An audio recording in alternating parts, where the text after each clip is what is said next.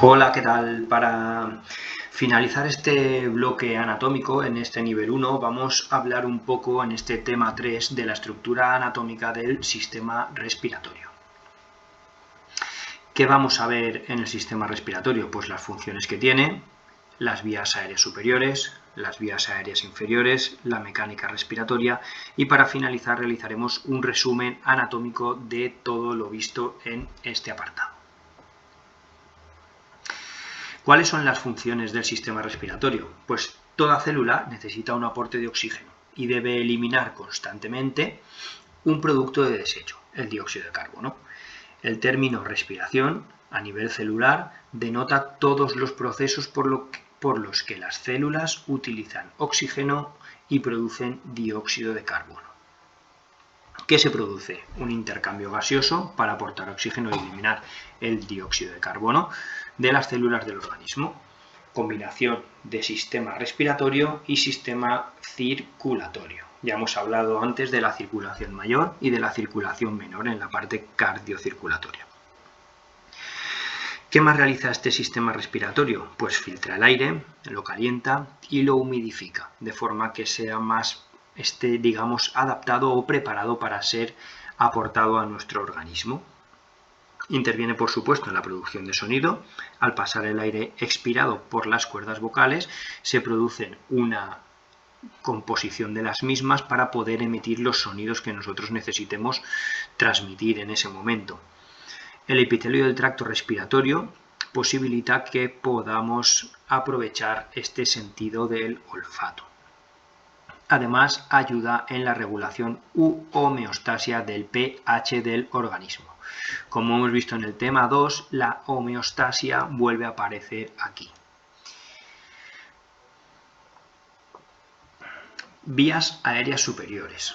¿Por qué están formadas las vías aéreas superiores? Pues tenemos la faringe, compuesta por la nasofaringe, orofaringe y hipofaringe, y luego tenemos la parte de la cavidad oral y la parte de la cavidad nasal. Por aquí, más hacia abajo, ya encontramos la laringe, encontramos exófago y encontramos la tráquea. Inferiores, pues la tráquea nos va a llevar a la zona pulmonar, donde vamos a aportar ese aire necesario para transmitirlo a la sangre en el intercambio gaseoso en la circulación menor, por medio de los bronquios, los pulmones y el diafragma. Los bronquiolos es las ramificaciones que tienen los bronquios donde se produce ese intercambio gaseoso a través de los alvéolos pulmonares. Muy bien, ¿cómo es la mecánica respiratoria? Pues como todos sabemos, la respiración requiere una inspiración y una expiración. La contracción de los músculos respiratorios produce un aumento del volumen torácico, con expansión de los pulmones y disminución de las presiones intratorácica e intrapulmonar. Es decir, cuando inspiro, los músculos respiratorios se contraen, abriendo la capacidad de esa estructura que vimos, ¿no?, que estaba entre las dos cinturas, la cintura escapular y la cintura pélvica, esa caja torácica formada por la columna vertebral por la parte trasera y por las costillas y el esternón por la parte delantera. Luego la expiración sería la expulsión del aire, con la recuperación elástica de la jaula o caja torácica y contracción de los pulmones. Vamos a ver cómo trabajaría el diafragma en cada uno de estos momentos. Cuando inspira el aire, que entra el aire, el diafragma contraído, el volumen torácico aumenta. Es decir, ¿cuándo se contrae el diafragma? El diafragma se contrae cuando baja. Yo contraigo el diafragma para ampliar mi capacidad pulmonar. Por lo tanto, la inspiración siempre es un movimiento activo.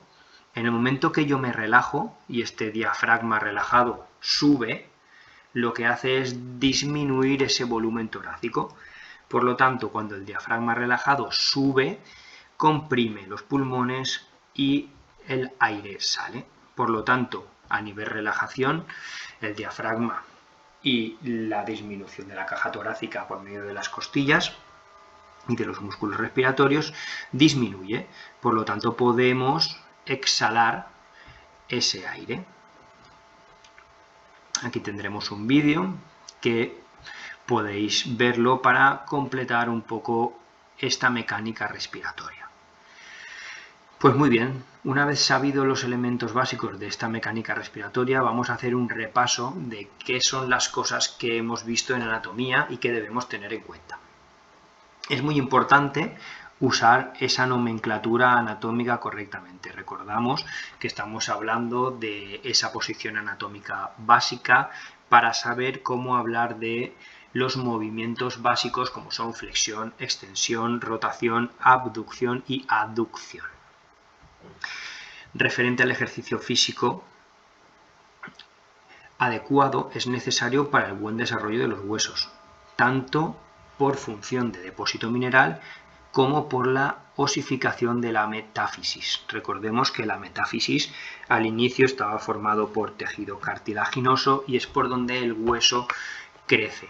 Entonces es importante ese depósito mineral para la osificación de esa zona de crecimiento ósea.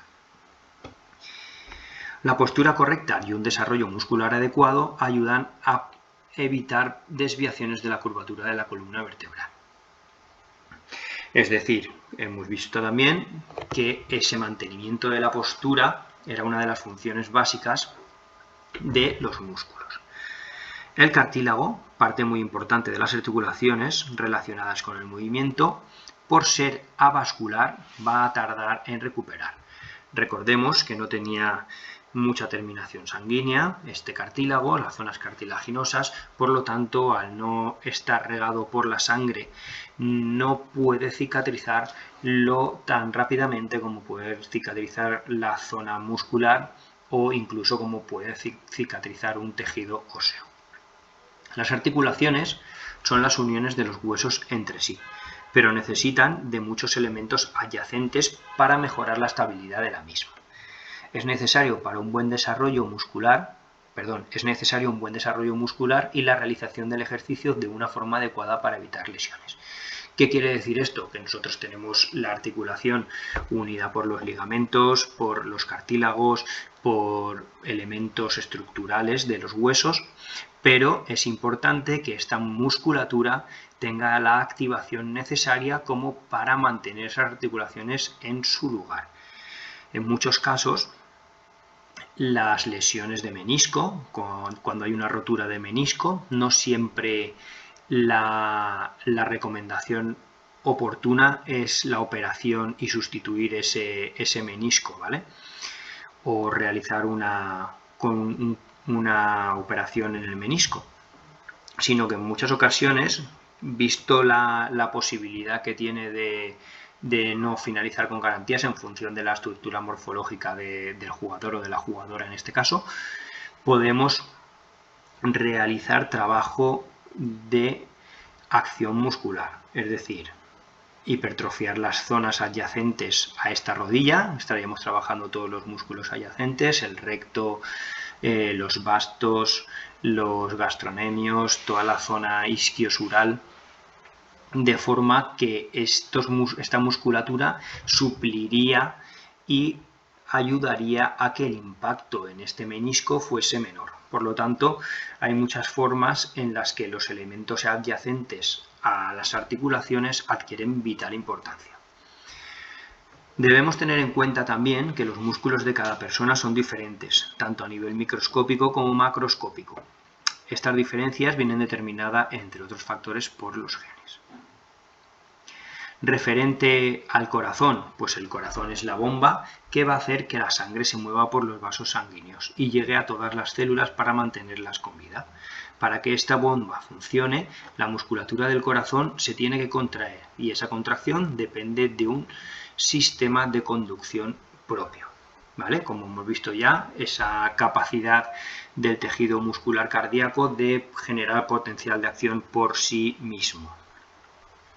Sistema linfático, aunque no pertenece al sistema vascular sanguíneo, coopera muy de cerca con él, sobre todo a nivel del equilibrio hídrico en el medio interno. Recordemos que esto es prácticamente sinónimo de homeostasia, ese equilibrio hídrico, equilibrio de gases, equilibrio de enzimas, todo esto, esta temperatura, toda esta situación cuando está en equilibrio se dice que es la homeostasia. Este sistema también tiene un papel muy importante, como hemos visto en esa inmunidad, con los linfocitos. Y el sistema respiratorio, en lo que tiene que ver con el ejercicio, sirve para la distribución e intercambio gaseoso, filtra, calienta y humidifica el aire. También interviene en la regulación del pH. Pues muy bien, con este tercer tema de estructuras anatómicas del sistema respiratorio y con el resumen general del apartado anatómico, finalizamos este bloque. Nos vemos en próximas clases. Un saludo.